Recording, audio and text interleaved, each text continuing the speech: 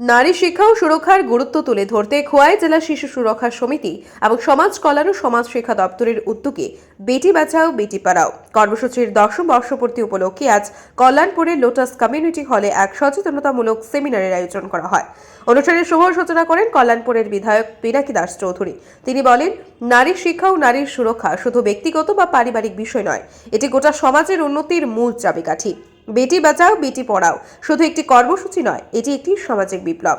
আমাদের সম্মিলিত প্রচেষ্টায় নিশ্চিত করতে হবে যে কোনো মেয়ে শিশু তার অধিকার থেকে বঞ্চিত না হয়। শিক্ষিত কন্যাই সমৃদ্ধ ভবিষ্যতের ভিত্তি। অনুষ্ঠানের অন্যতম আকর্ষণ ছিল ভ্রাম্যমাণ প্রচার গাড়ির আনুষ্ঠানিক যাত্রা, যা বিধায়ক সহ অন্যান্য অতিথিরা পতাকা নেড়ে উদ্বোধন করেন। এই প্রচার গাড়ি বিভিন্ন এলাকায় গিয়ে সচেতনতা বৃদ্ধির কাজ করবে। অনুষ্ঠানে উপস্থিত ছিলেন খোয়াই জেলার অতিরিক্ত জেলা শাসক, তেলিয়ামুড়ার অতিরিক্ত মহকুমা শাসক, চাইল্ড ওয়েলফেয়ার কমিটির সদস্য সমীর কুমার দাস, খোয়াই জেলার শিক্ষা কর্মকর্তা দীনেশ দেববর্মা এবং জেলা শিশু সুরক্ষা ইউনিটের প্রোগ্রাম অফিসার সঙ্গীতা দেবনাথ। বক্তারা নারীর শিক্ষা, নারীর ক্ষমতায়ন এবং সুরক্ষার গুরুত্ব তুলে ধরে বলেন, একজন শিক্ষিত কন্যা মানে এক উন্নত সমাজের ভবিষ্যৎ। নারীর উন্নয়ন ছাড়া সমাজের প্রকৃত অগ্রগতি সম্ভব নয়। অনুষ্ঠানের সমাপ্তির লগ্নে ধন্যবাদ জ্ঞাপন করেন জেলা শিশু সুরক্ষা ইউনিটের এলসিপিও প্রশান্ত দেববর্মা। উপস্থিত সকলে আশাবাদ ব্যক্ত করেন যে এই উদ্যোগ ভবিষ্যতে নারী ও কন্যা সন্তানের সুরক্ষা ও উন্নয়নে গুরুত্বপূর্ণ ভূমিকা রাখবে। হবে না, অন্তত 18 বছর হতে দিন।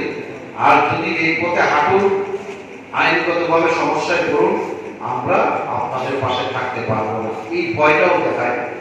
অনেকে হয়তো ফিরে যায়, অনেকে হয়তো অগ্রবর্তী সময় আমাদেরকে জানাই। ওই যে কথাটা বললো, বিবাহ তিনি থেকে ফিরাতে হয়, কিন্তু বিবাহ করা আটকানো যায় না, কোনো না কোনোভাবে অন্য জায়গায় করেন। আমি বলবো, যেহেতু সরকার, বিশেষ করে এই সরকার, দেশের সরকার, রাজ্যের সরকার সবচেয়ে বেশি গুরুত্ব আরোপ করেছে এই বাল্য বিবাহ রোধ করতেই হবে আমাদের।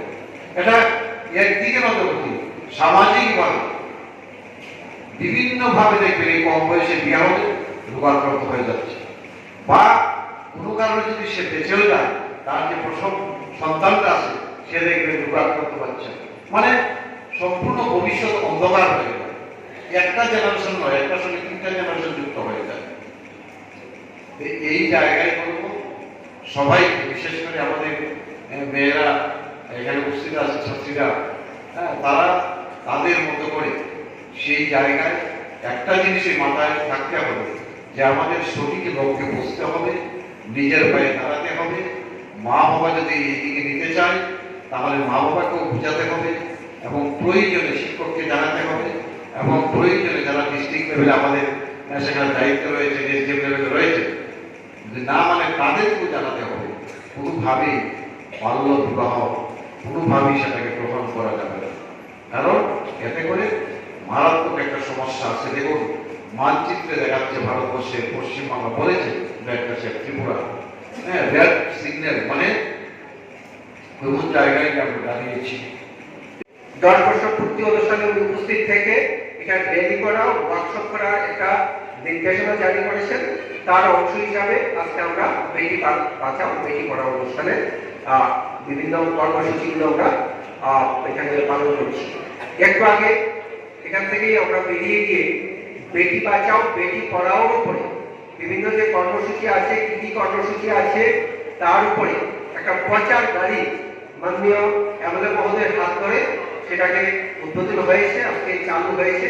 সেটা খোয়াই মহকুমার বিভিন্ন অঞ্চল পরিক্রমা করবে তার যে প্রচারের জন্য। এই কাজগুলো যেগুলো করছি